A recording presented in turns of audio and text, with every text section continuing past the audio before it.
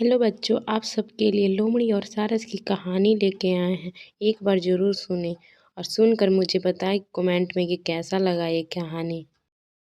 एक जंगल में एक बरगद के पेड़ के नीचे मिनकी सारस और टोनी सारस का एक जोड़ा रहता था।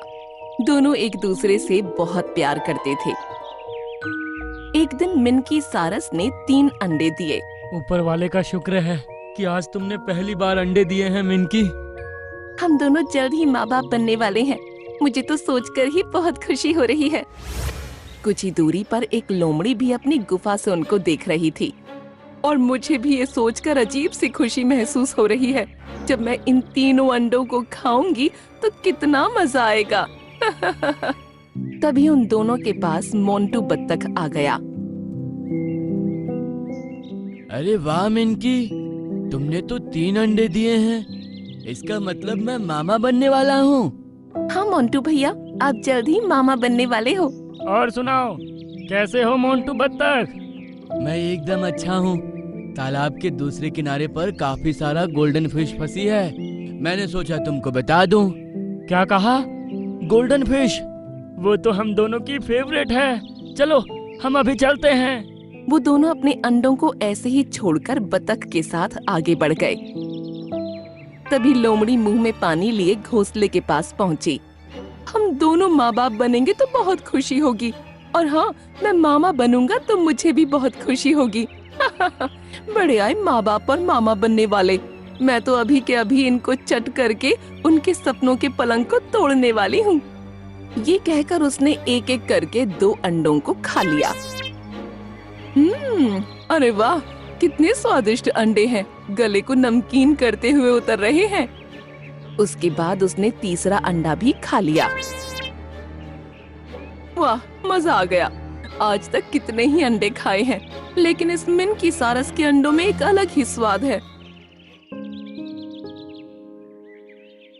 कुछ देर बाद जब मिनकी और टोनी सारस वापस आए तो घोंसला खाली पाया। अरे ये क्या, मेरे अंडे किसने ले लिए? लगता है किसी दुष्ट जानवर ने उनको खा लिया। मिनकी ये देखकर उदास हो गई और टोनी का भी चेहरा उतर गया।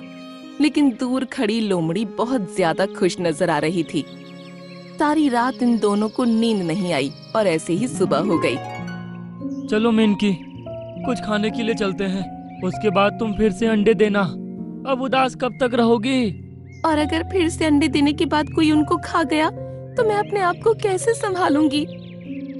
ये सुनकर टोनी ने कुछ सोचा। वो सामने बने पत्थरों के ढेर से एक सफेद पत्थर चुग लाया और उसको घोंसले के अंदर रख दिया। ये आप क्या कर रहे हैं? बस देखती रहो मिनकी।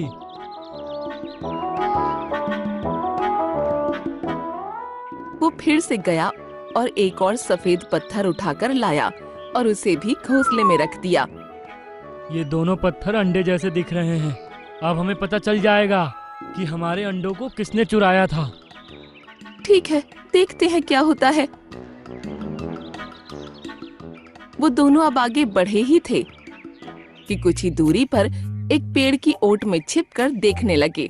उसी समय लोमड़ी नींद से जागी। Good morning everyone. बस यहाँ तो कोई है ही नहीं, इसको गुड मॉर्निंग विश करूं। ये कहते हुए उसकी नजर जैसे ही अंडों पर पड़ी, उसका चेहरा खिल उठा। वो भागकर वहां पहुंची।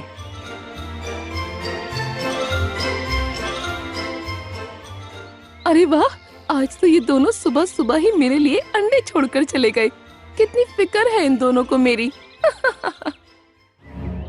ये कहकर उसने झट से उन पर मुंह मार दिया। अरे उसका जबड़ा दुख गया और उसने पत्थर मुंह से बाहर निकाल दिया। अरे बाप रे, ये तो पत्थर है। ये सारस तो बड़े ही चालाक निकले। कोई बात नहीं, अगली बार मैं चौकन्नी रहूंगी। फिलहाल तो मैं जा रही हूँ। ये कहकर वो अपनी गुफा के अंदर वापस चली गई। बाप रे, ये तो एक लोमड़ी है। हम इससे क्या ही मुकाबला करेंगे। अब तो हमें माँ बाप बनने की उम्मीद छोड़ देनी चाहिए। कोई हमसे ताकतवर या दुष्ट है तो जरूरी नहीं कि हम उसे हरा नहीं सकते।